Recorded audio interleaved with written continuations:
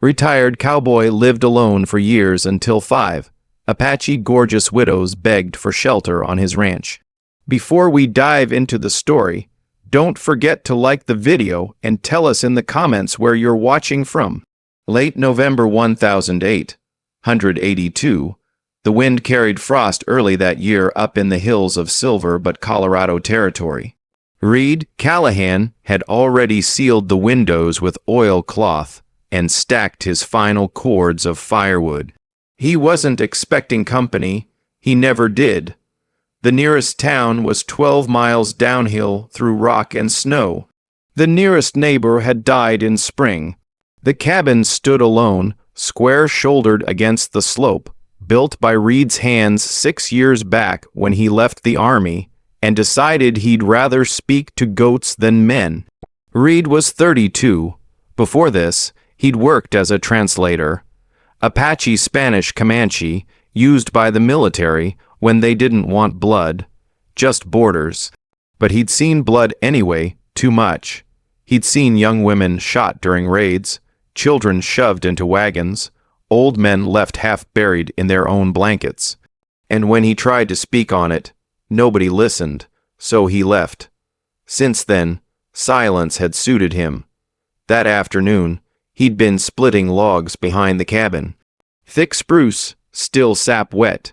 His gloves were torn at the thumbs, and his boots had a crack in the left heel. He swung with clean rhythm, not for exercise, not to clear his mind, just because winter was long and would burn fast.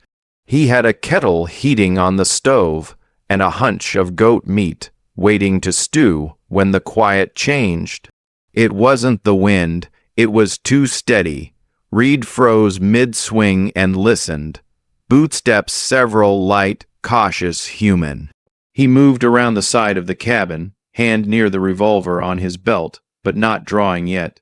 As he cleared the porch and stepped past the split-rail fence, he saw them. 5 women. They stood at the edge of the clearing with a snow-met scrub. No horses, no wagon, just feet red from cold, wrapped in rags.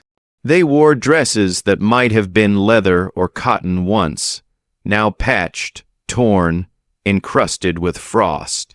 Blankets hung from their shoulders, barely covering what was left of dignity.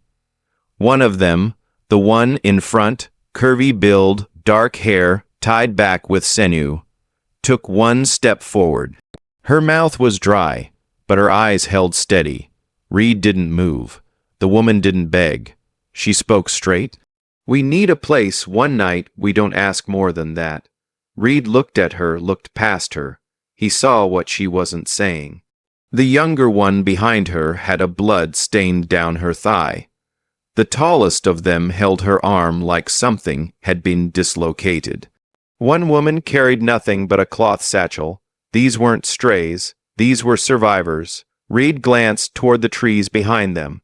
Nothing moved, no posy, no riders. He thought about the last time he let someone in. 3 years ago, a trapper who turned out to be running from debt drank his stores, stole his mare, and left him tied in the barn for a day and a half. But these weren't men. These were Apache widows. He could see it in how they stood. Proud, half wild, not broken, but worn out. He opened the gate, didn't say a word. They entered one by one, slow, watching him as they passed. He caught the scent of blood and pine needles on their clothes.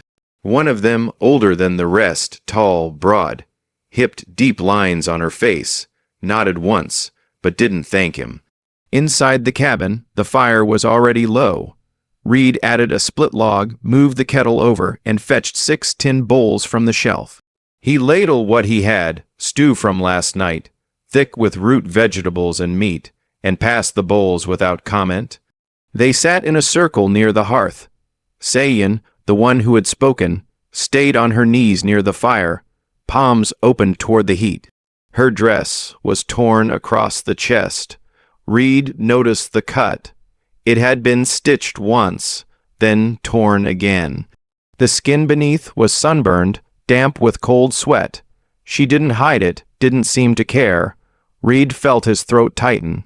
Not desire, not shame, just anger at whoever had done this. The youngest, Tala, though he didn't know her name yet, trembled as she drank.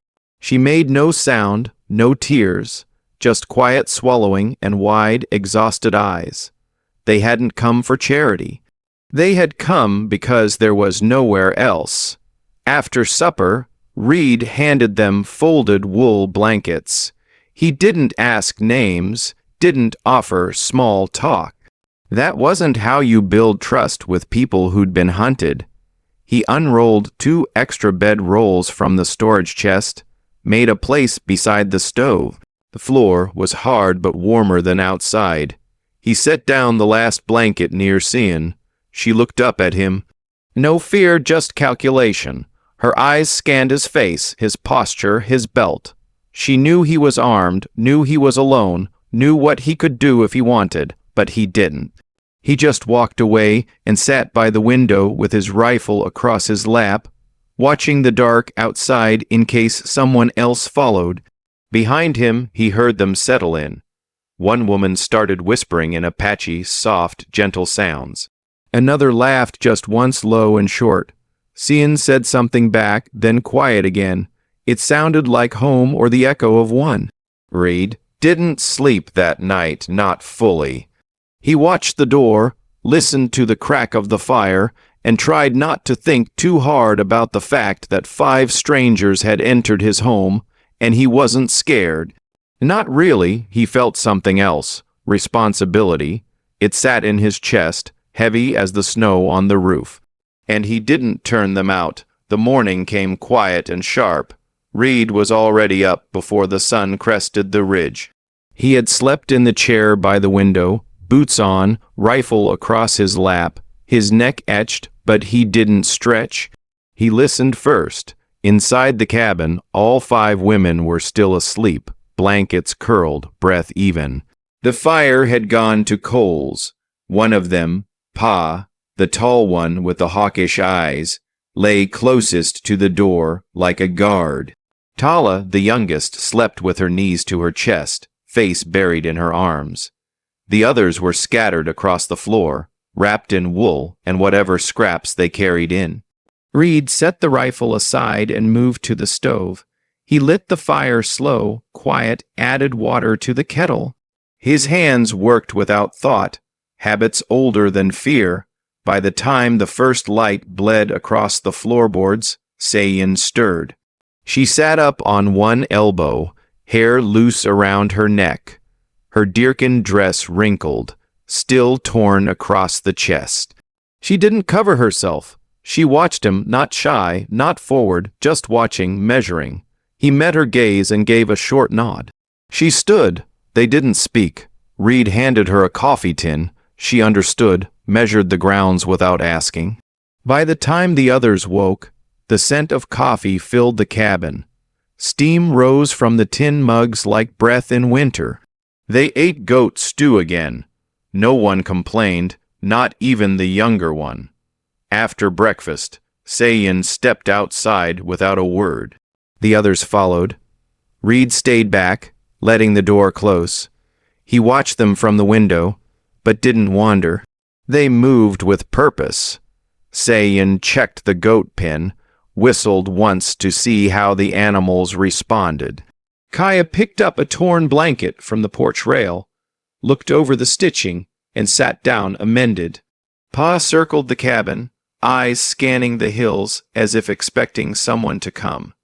Noli dragged a water bucket toward the well without being asked. Tologist stood, hands her mouth, breathing in the cold. None of them were guests. They were survivors. And survivors didn't sit still. Reed walked out and began splitting wood again. Cian joined him before long. She didn't ask, just picked up kindling and stacked it beside the cabin. She moved slow, still sore but stubborn. Her dress clung to her legs as she bent, damp from snow. The rip in her side slit was wider today, revealing more skin than she probably realized. Or maybe she did, but she never once looked at him to see if he noticed. She didn't need to. Midday came. The sun barely warmed the ground, but it cleared the frost from the roof. Inside, Reed brought out what little supplies he had. Flour, salt, large slab of dried pork. He sat on the table and watched as Noli and Ka began preparing dough. They worked like they'd done it 1,000 times. One kneaded, one cleaned the table. No chatter, just rhythm. He sat back, arms crossed. The questions were stacking now. Who were they? Where did they come from? Why now? He didn't ask aloud. But late that afternoon, Sayin stood at the doorway while the others worked, and finally gave him something. We came from below Fort Garland, she said. There was a raid. White ranchers, drunken ones, thought we were hiding warriors. She looked him in the eye. We weren't. Reed didn't speak. He just looked at her face, bruised near the temple, the side of her neck red with old scrapes. Most of us lost our men months ago, she continued, but they don't care. Widow or not, they take. Ree nodded once. No sympathy in his face, just understanding. They burned our shelter, took the little we had. We walked 5 days. Reed looked down. 5 days in that snow. No shoes, saying, stepped further in. We saw your smoke from up the ridge. Figure man lived here alone, but we'd never have risked it. He stared at her a moment. You guessed right, he said. She gave his smallest smile, then dropped it. We won't stay long, just long enough to walk again. That part Reed didn't respond to. That evening he brought out extra tools from the shed. A second axe, nails, rope. He didn't explain. To set them out, by dusk, P.A. had patched the back gate. Ka had stitched a torn curtain. Noli had fixed the door latch. And Reed found himself sitting on the porch with his coffee, watching them move like they'd always belonged there. Not once did any of them ask what he expected in return. Not once did he offer rules. Sayin passed him once on her way inside. Her hip brushed his knee, not by accident. Not exactly on purpose, either. Their eyes met again. That night, all 5 women slept indoors. Blankets spread closer to the stove. Tala curled beside Ka. Pa slept by the door again, arms crossed over her chest. Noli lay flat on her back, eyes open in the dark. Sayin took the far end nearest the chair where Reed sat again. She didn't sleep immediately. She lay on her side facing him. I know what men expect, she said, voice low. Reed said nothing. I know what people will say if we stay too long. Still, he didn't answer. She studied his face, the scar near his left eye, the tension in his shoulders.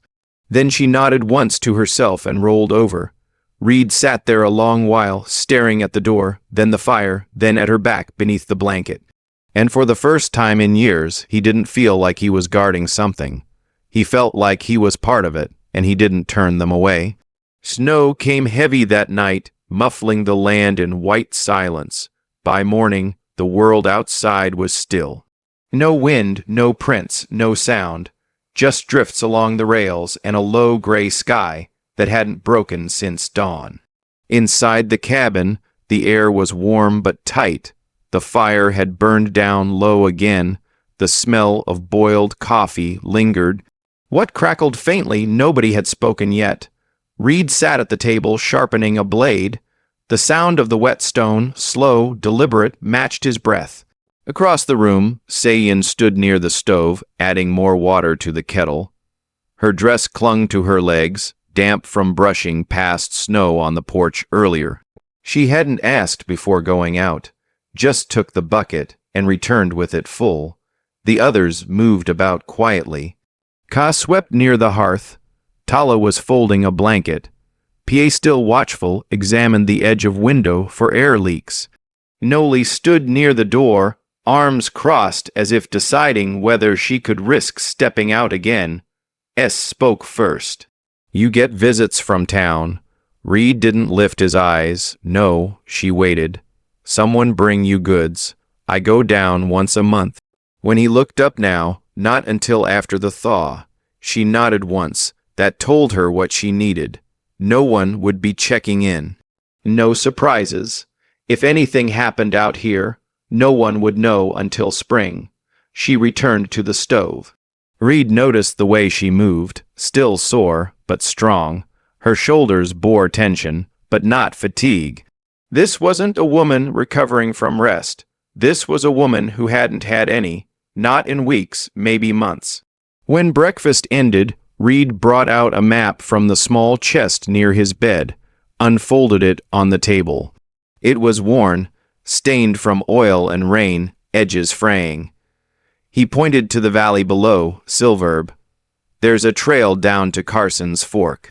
You follow the river south, you'll hit some outposts saying, "Step closer, you want us gone." He met her eyes. "I'm showing you the way in case you still plan to leave." She leaned her hands on the edge of the table, close enough that her fingers brushed the edge of the blade he just sharpened. "We would have kept walking," she said, but the youngest she gestured slightly toward Tala, who sat by the fire, tying a strip of cloth around her foot. "She can't anymore. The wound's older than we told you." Reed looked toward Tala. The cloth was blood-stained. The girl noticed him watching and tugged her dress lower over her legs, ashamed. Reed turned back to Cian. "I've got Sal. Not much, but it'll help." Cian nodded once. "We'll work for it." "I didn't ask for that." She looked at him hard. "I'm not offering for you. I'm offering for her." Reed didn't argue. He brought the salve, sat down on the floor beside Tala. She shrank back, but he didn't touch her, just opened the tin and set it beside her knee. "You do it," he said quietly. "Just keep it wrapped after." Tala looked at him once, then reached for the tin, high across the room, and stood behind her, watching Reed. She didn't say anything either, but her face relaxed just a little. That afternoon, the cabin grew busy in a quiet way. Kai asked for thread and needle. She repaired Reed's coat, carefully stitching along the seam at the shoulder. Noli cleaned the shelves. Tal rested. Sane stayed mostly outside. Reed heard the axe again, once, twice. He stood and stepped onto the porch. She was splitting kindling near the side shed, her breath rising in clouds. Her dress was soaked near the waist from kneeling in snow. The tear along her chest hadn't been mended. It hung low, exposing the upper swell of her breasts.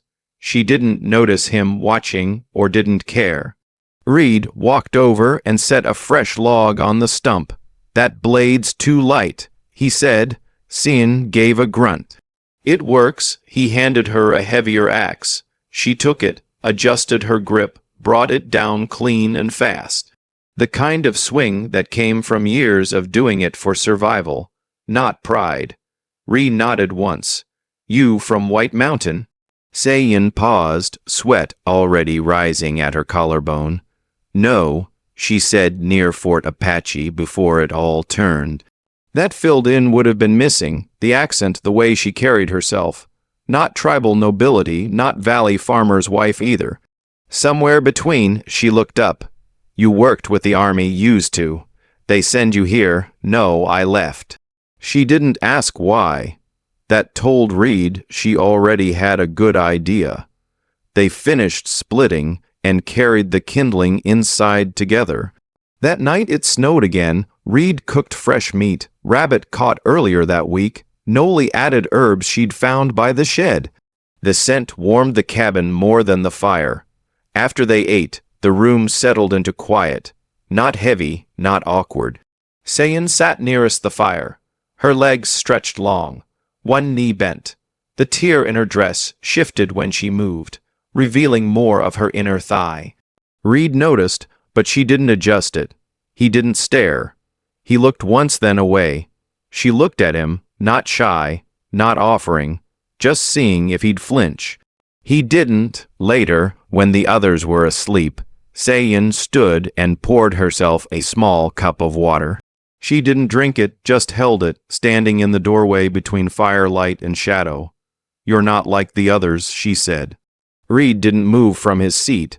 "I've met quiet men," she went on, "and I've met patient ones, but most still expect something in return." Sooner or later, he met her eyes. "Do you?" Say watched him long enough that her face softened. I don't know what I expect, she said finally. But I'm not afraid. She stepped closer, close enough that he could feel her body heat. Her dress clung to her curves, her chest rising and falling steady. Her face was marked by travel and smoke, but there was beauty there. Not fragile beauty, stubborn beauty earned. Reed didn't touch her, didn't speak. She stood there 1 second longer, then turned and laid back down in her spot. He stared at the fire. He didn't know if it was trust building or temptation growing, but he didn't want them to leave anymore. Not even one of them, and the thought scared him more than it should have. The next morning, Reed found himself waking earlier than usual. He had meant to fall asleep, but sometime in the night the fire died low, and the chill crept into his bones. The smell of wood smoke lingered thick in the air. He sat up in the chair by the stove and stretched his neck, then scanned the cabin. They were all still there. C was curled on her side, face turned toward the coals. Pa, as always, laying nears the door. Ka had shifted in her sleep, arms stretched across Tala's legs like a protective gesture. Noli slept on her back, hands folded neatly on her chest. None of them stirred. Reed stood slowly, walked to the stove, and stoked the fire back to life. He kept his movements quiet, but as he poured water into the kettle, he heard sand rise. She stepped beside him silently, close enough that their shoulders brushed. Her voice came low. I thought you'd be gone when we woke. I don't go far. She looked at him. You always stay on the edge like this. He didn't answer outside. It was still snowing, thin now, the kind that would keep falling until the land gave in. Cian poured 2 tin cups of coffee and handed him one. She didn't ask for permission, just handed it over like they'd done this 100 times. Reed drank, then finally asked the thing he hadn't yet. You said bounty men hit your shelter. What happened after? Cian sipped. They came at night. Claimed they were looking for 2 men who'd taken horses near Canyon Hollow. No proof, just guns and drink. Her jaw tightened. They beat Pa first, said she mouthed off, then took Noli's bag. We had food, not much. They took it all anyway. Reed glanced at Noli, who was still sleeping, her face calm now, but bruised faintly beneath the eye. They burned everything, saying added, didn't kill us. Said we were lucky you weren't with a tribe. She shook her head. No tribe claims widows without status, and we didn't have men left to speak for us. Reed nodded slowly. That was something he understood better than most. In frontier justice, protection came not from law, but from who stood beside you.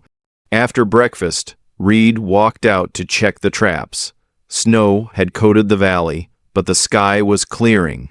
He followed the trail down toward the edge of the creek, caught a rabbit, a squirrel, enough for stew, maybe a roast if they stretched it. He returned by mid-morning. When he came over the ridge, he paused. The cabin didn't look the same. There was smoke from the chimney, but also a second line of smoke curling behind the shed. He moved faster, hand resting near his holster, eyes scanning, but it wasn't danger. Cian had built a second fire pit, and around it, the women were working, quiet, coordinated. Noli was boiling cloth in a tin bucket. Ka was cleaning out rabbit skins with a bone scraper. Tala sat wrapped in blankets beside the fire, her foot bandaged tighter than before, and a faint smile on her lips as she watched them. Pa stood when she saw Reed, but didn't speak, just nodded once. He nodded back. He walked over to Cian, who was kneeling near the wood pile, breaking kindling. You built this fast. We're not looking to waste your food or fuel. Figure we cook outside when it's clear. He handed her the fresh rabbit. She looked up at him surprised. You didn't have to do that, she said. You didn't have to stay, he replied. That night, they ate better than before. Rabbit stew with a bit of crushed pepper saying had pulled from a hidden pouch she kept tied beneath her skirt. It was the first time they all sat together. At the same table, No one said much, but when Noli laughed quietly at something, Ka said in Apache, it wasn't bitter. It was soft, light, and Reed felt something in his chest ease just a little. Later, after the dishes were cleaned and the floor swept, she stayed seated while the others turned in. She waited until Reed stepped back toward the stove. You keep waiting for us to ask for more. She said. He turned. No, yes, she said plainly. You think eventually we'll take this too far? Make a claim on your bed, your food, your life? Reed looked at her. I don't think that then. What do you think? He didn't answer right away. She stood, walked over. The firelight caught her face, the faint scar above her lip. The curve of her neckline still exposed from the torn dress she never bothered to repair. I know what men see when they look at me now, she said. I know what they want. Reed's throat tightened, not from lust, from something older, deeper. I'm not like them, he said low. I know. She replied, that's the problem. They stood there close, the air thick between them. She raised a hand just slightly and pressed it flat to his chest. Her fingers were cold. His heart beat steady under her palm. Reed didn't move, but he didn't stop her. She leaned up slow and kissed him. It wasn't rushed. It wasn't shy. Her mouth was warm, patient, and searching. When she pulled back, she didn't explain. She didn't apologize. She just whispered, good night, and went to her bedroom. Reed stood still. He didn't sleep for a long time, but for the first time, he didn't guard the door. He watched her back rise and fall with her breath and felt like maybe, for once, he wasn't waiting to be alone again. The days that followed moved slow but full. The snow eased for a time. The wind still cut sharp in the mornings, but the sky opened wide and the light stayed longer past dusk. It gave the cabin and those inside a rhythm. Wake, work, warm, sleep, and in between something unspoken began to settle in. They were no longer just surviving. They were existing. Say-Yin didn't speak of the kiss again. Neither did Reed, but something had shifted. She moved more freely now, closer, more deliberate in how she stood near him, how she handed him tools, how her fingers brushed his arm and lingered just long enough to say, I remember. You didn't push me. I see you. And Reed, he didn't flinch. He didn't speak more than usual, but every time she passed, his eyes followed just for a second. Every time he stepped outside, he glanced back to see if she was watching. She often was. That morning, Reed rode down into the lower pass for the first time in weeks. He needed salt, needed to check the line of his traps that ran near the aspen grove. He left before sunrise. The others were still stirring. Sin was the only one who met his eyes before he left. She didn't ask where he was going. She just held his coat steady while he pulled it on and then adjusted the collar gently without a word. He rode out with the sun rising behind him, cutting light across the snow. By the time he returned in the early afternoon, the cabin looked different. Smoke still rose. The shed door had been patched. Firewood had been neatly stacked against the cabin wall. But it was something else. The air, the quiet. He felt it before he saw it. Something had happened. He stepped down from the saddle, scanned the yard, then the door opened. Pa stood in the doorway, arms folded. We had a visitor, she said. Reed felt his jaw tighten. Who, white man, mid-30s, wore a deputy star, but no horse from town. No, said he was passing through from Wolf Hollow. Claimed he was looking for 2 stolen mules. Reed stepped past her into the cabin. The other women were seated. All looked calm except Tala, whose eyes were red. She had been crying, but not now. Si was by the window, arms crossed. He wasn't here for mules. Sayin said he saw us through the trees. Came asking questions where we were from, if we were legal. Reed's voice came low. He touched any of you? Sayin shook her head. He asked why we were here. Said we must be under someone's authority. What? Did you say that you were our employer? That we cook and clean for a roof and bread? That we weren't prisoners, that he could ride on? Reed looked at the table. A ring of wet snow marked where the man had set a cup, his cup. He stepped out onto the porch, scanned the trees. Nothing moved. No bootprints near the fence anymore, blown over by wind or swept. But the feeling didn't pass. He stayed. Outside most of the afternoon, chopping wood, watching the ridge, eyes narrowed, she came to him just before dusk. She didn't speak right away, just leaned against the post beside him. We should go, she said finally. No, Reed said. She blinked. He could bring more men, more questions. If he was going to, Reed replied. He wouldn't have come alone the first time. Sayin folded her arms. You think we're safe here? I think we're safer than out there. She was quiet for a while. Then Tala panicked when he asked her name, froze, almost cried. He saw it. He saw she was scared. I lied fast enough. But it shook her. She's young, Reed said, and she's been hunted before. Sayin turned to face him. She's not the only one. Reed nodded. I know. That night, the fire burned longer than usual. Reed stayed awake near the door. Pa stayed up too, sharpening a knife. Sayin rested near the window, eyes open. No one said it, but the whole cabin felt it. The outside world had noticed them. They weren't invisible anymore, but still no one ran. The next morning, Reed took Tala with him to the shed, just the two of them. He showed her how to tighten a brace on the door latch, how to line the traps, how to read signs in the snow, broken twigs, prints, changes in wind. She said little, but her hands stopped trembling. When they came back in, Tala looked at Sayin and gave a small nod. Later, while the others cleaned hides and mended seams, Reed and Si went behind the cabin. She handed him a cup of boiled root tea. You took it. I was wrong, she said. About what? Thinking we'd be a burden if we stayed too long. You weren't. She looked at him carefully. Are we now? Reed didn't speak right away. He reached out slow, careful, and brushed a lock of hair from her cheek, then still quiet, said no. She leaned in and kissed him again. It lasted longer this time. Neither of them looked around to see if anyone was watching, and this time she didn't walk away afterward.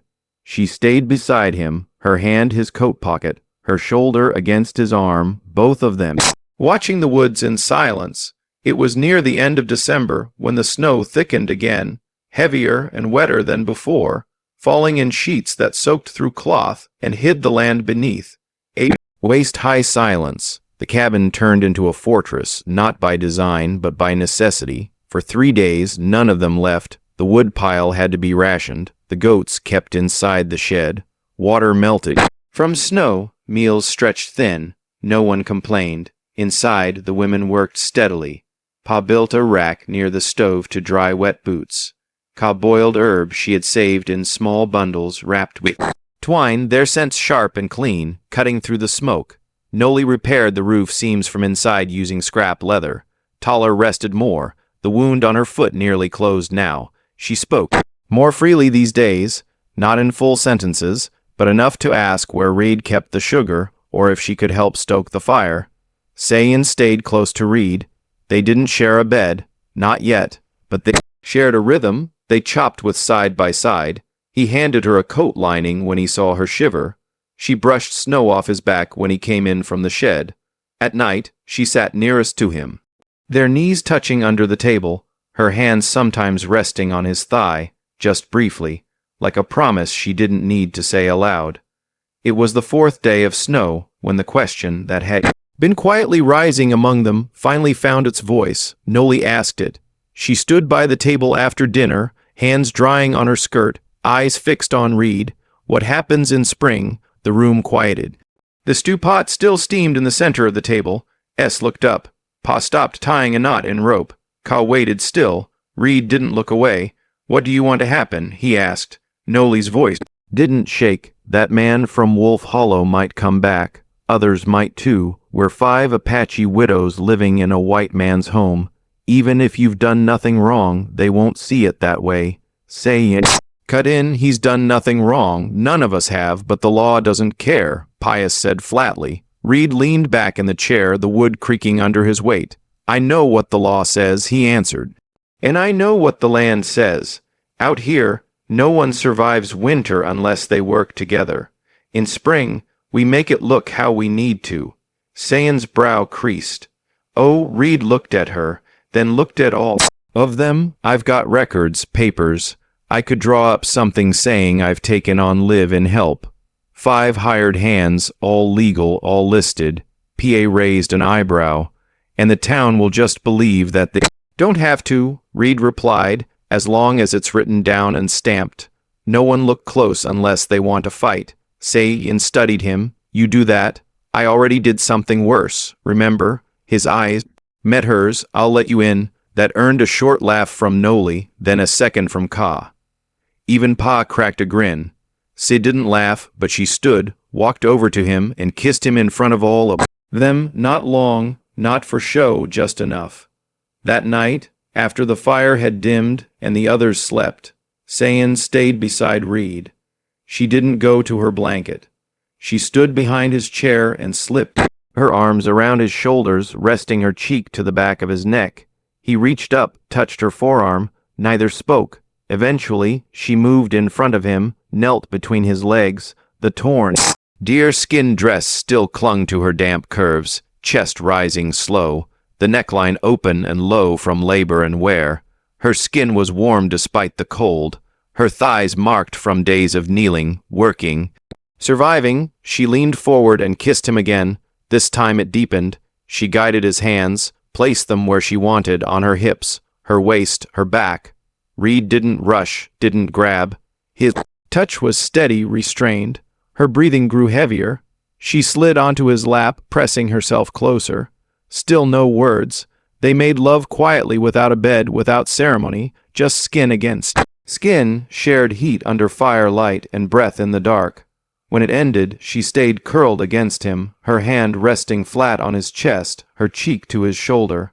And for the first time, he held someone with both arms, not to protect, not to rescue, but to keep.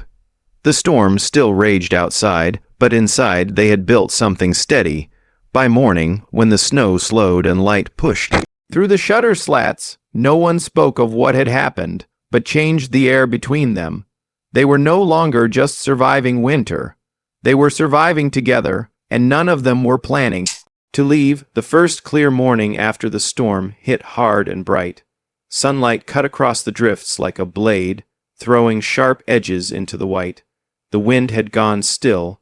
The snow around the cabin was chest deep in places. The path to the well was buried. The shed roof had buckled on one side, but inside the warmth lingered, not just from the fire, but from the closeness of something that had finally rooted. Sayin woke in Reed's bedroom. They had separated before dawn, quietly before the others stirred. She returned to her own blanket with slow steps and steady breath, but the shift was felt. Reed didn't try to hide it, nor did she. No one asked questions. That was the language they all shared now. Silence as respect. By mid-morning, they were outside clearing snow. Reed shoveled from the porch to the shed. Ha broke up the ice dam at the roof edge. Ka and En Lai cleared the goat pens. Tala bandage removed for the first time in days, limped through the path Reed had carved, carrying a pail with both hands, her face red from cold, but smiling in a quiet, private way. It was Sayin who noticed the tracks first. She was near the north fence, raking slush away from the post base when she spotted them. Bootprints, fresh, deep, not theirs. She didn't shout. She walked back to the porch and caught Reed's eye. He saw her face and knew before she spoke. They walked the property line together, found the trail near the trees. Whoever it was had come up from the south, circled wide, then turned back, didn't come close to the cabin, didn't knock, just watched. Say, man, Sayin asked. Could be, Reed muttered, could be worse. They followed the prints to the ridge line before the snow had begun to erase them. Too late to track further. Back at the cabin, the women had gathered near the fire. Tala looked worried again. Noli stood with her arms crossed. Ka gripped the same piece of stitching for minutes without threading the needle. Reed came in and laid down his rifle on the table. If someone's watching, they didn't want to be seen. Pa spoke. Yet Sayin folded her arms. They're not coming from mules anymore. Red looked at each woman in turn. You don't have to wait to be told to go. If you want out before spring, before this gets worse, I'll help you pack, load the wagon. I'll even go with you as far as Fort Cavanaugh. No one moved. Ka spoke first. Leave what? Go back where? There's no tribe waiting, Pa added. Noli stepped forward. Even if we left, we'd be split again. Some will be taken in, some wouldn't. Tala didn't say anything. She simply walked to Reed, reached for his hand, and wrapped her fingers around two of his. Reed looked down at her, startled. I don't want to go, she said. He held her gaze. Then you don't say nodded. Neither do I. The rest didn't speak, but they didn't need to. That night, Reed checked the windows twice. He moved his rifle near the door and sharpened the old hunting knife he hadn't touched in months. Helped lay more firewood inside. Pa blocked the lower half of the chimney flue just in case someone tried smoke. They weren't panicking. They were preparing. Later, once the chores were done and the cabin dimmed again to firelight, Reed sat on the edge of the bedroll and leaned his head into his hands. His breath came slow, not from fear, but from the weight of it. He'd gone years without anyone in this space, years where the only voice was his own, were the wind through the boards. Now the room was full. 5 women, each with their own grief, their own strength, their own way of surviving, and somehow they trusted him. Sayin came to him quietly and knelt aside. Her hand rested on his thigh, grounding him. You didn't ask for this, she said softly. No, Reed murmured. But you didn't run from it either. He looked at her in the firelight. Her hair hung loose. Her skin still bore fading bruises from travel, but she looked more solid now, more rooted. Her dress still worn and ripped across the chest, no longer looked like something broken. It looked like armor that had endured. Sayin leaned forward and kissed him. Not rushed, not for comfort, a slow, certain kiss. When they parted, she whispered, we stay. If they come, we stand. Reed wrapped his hand around the back of her neck and pulled her close again, resting his forehead against hers.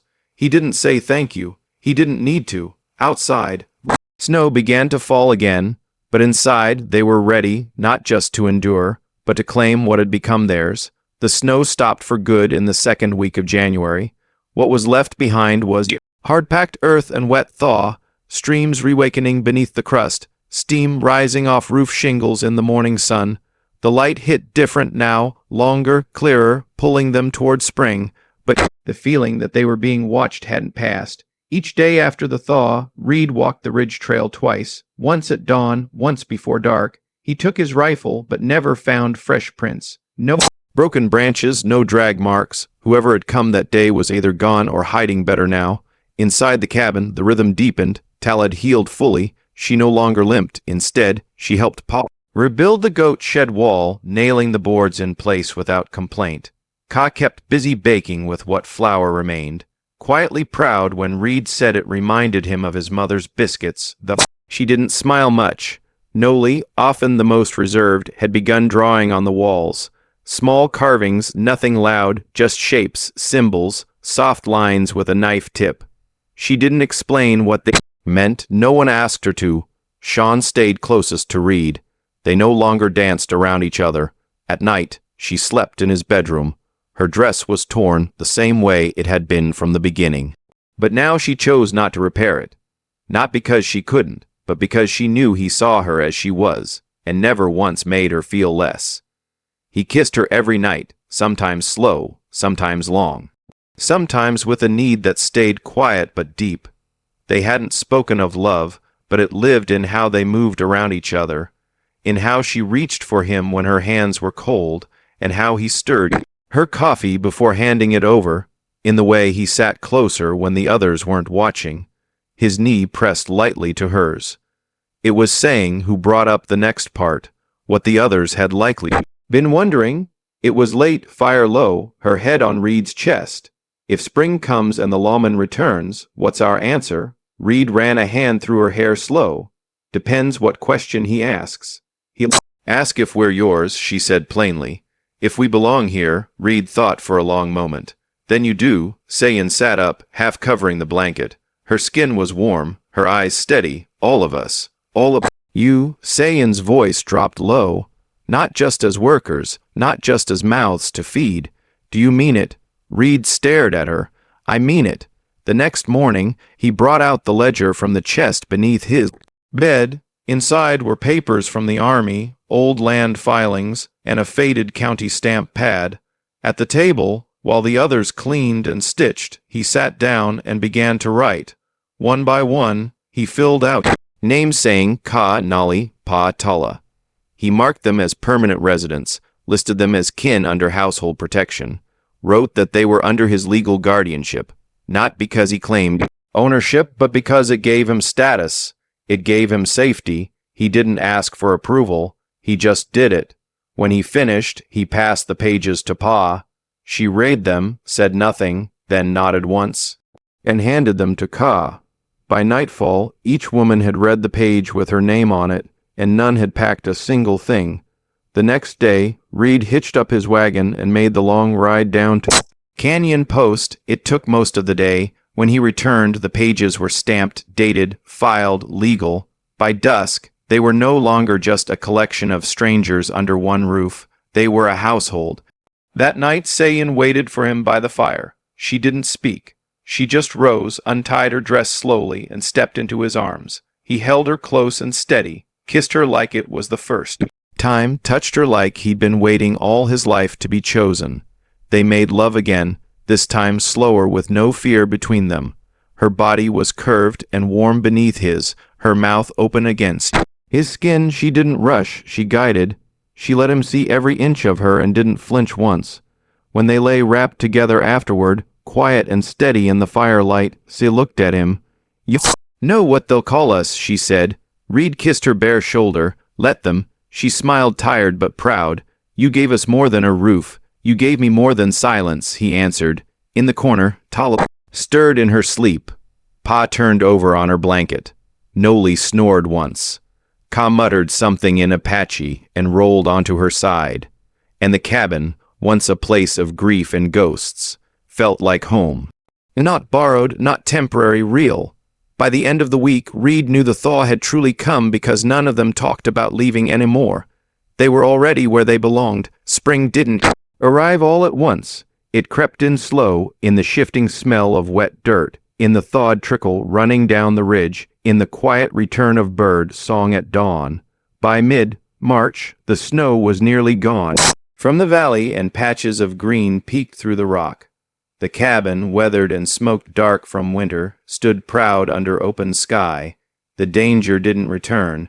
The man from Wolf Hollow never showed again. No writers, no accusations, no trouble, but Reed stayed cautious. Each morning he checked the line of trees. Each evening he walked the path to the creek and back, not out of fear, just habit. Protection wasn't about panic. It was about presence. Inside, the cabin had changed in small, permanent ways. Tala hung a wind chime of carved bone and twine above the window. Kaya kept herbs drying over the stove. Nolly drew new symbols each week, now with charcoal, now with color. Pa patched the front porch and fitted a bench by hand. Sayin planted corn near the shed, a small row. At first, then more as the soil softened. And Reed, he began smiling again. Not wide, not often, but real. The women had made space for him without demanding him to change, and because of that, he did change naturally, slowly, and as someone who didn't flinch when touched, who didn't guard every word like it might be his last. He hadn't expected to build a family, but he had one now, and townsfolk noticed. Word spread through the post office in Canyon Post. Reed Callahan had taken in 5 Apache widows. No one knew if it was for pity, for marriage, for scandal.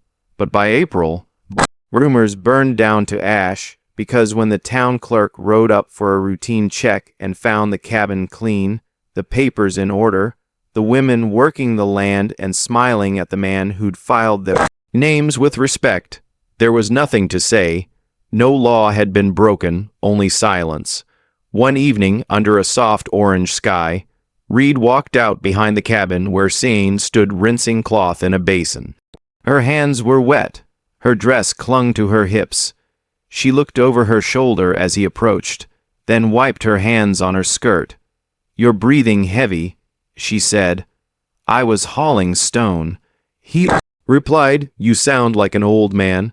"I'm an old man," he said, grinning. She tilted her head, narrowed her eyes. "Not that old." He stepped closer. "I want to ask you something." She crossed her arms. You can't ask me to leave now, it's too late for that. He shook his head. I want you to marry me. She stared at him, not shocked, not smiling yet. Is this about the law? She asked. No. Is it about keeping others away? No. She studied his face. Then why? Reed swallowed. Because you're the strongest person I've ever met. Because when I wake up, I look for you first. Because when I think about what I want 10 winters from now, it's this, all of it. You, them, this life, saying exhaled slow. Her hands dropped to her sides. She stepped forward and pressed her forehead to his chest. He felt her fingers curl into his shirt. I never planned to belong to anyone again, she whispered, but I'll be yours. Reed kissed the top of her head. Only if you want, I want, she said, but I won't wear white. He chuckled. I didn't ask you to. Good, she said, because I'm not changing the dress either. She pulled back, gave him a sly look, even torn like this. He looked at her bare shoulder, the rip along her chest, the way her skin gleamed from sunlight and water. I wouldn't want you in anything else, he said. They married under the spruce tree behind the cabin 2 days later. No preacher, no crowd. Just them and the others watching. Pa stood beside Sayin, arms crossed but smiling. Ka held the small braid Sayin had woven into her own hair. Apache tradition passed woman to woman. Nolly carved a small symbol into the tree, a joined circle permanent. Tala brought wild flowers from the ridge and placed them at their feet. Reed spoke one sentence, you stay with me and I'll stay with you. Sayin answered, then we stay, and that was it. The sun warmed them, the land accepted them, the wind moved but didn't take anything with it. That night, as dusk folded over Silver and the goat quieted, Reed sat on the porch with Sayin in his lap, her back against his chest. The others laughed inside. Someone, maybe Noli, was singing. A soft, unfamiliar tune. Sayin's hand rested on her stomach. Reed noticed but didn't ask yet. She turned her head. In a few months, she said. He held her tighter. You scared? She shook her head. Not anymore. Reed stared out across the field where the corn had just begun to sprout. They won't understand it, he murmured. Sayin smiled. They don't have to. And they sat there in silence, two people who had lost everything, but found the one thing that mattered more. They stayed, and that was the love, that was the end, that was the home.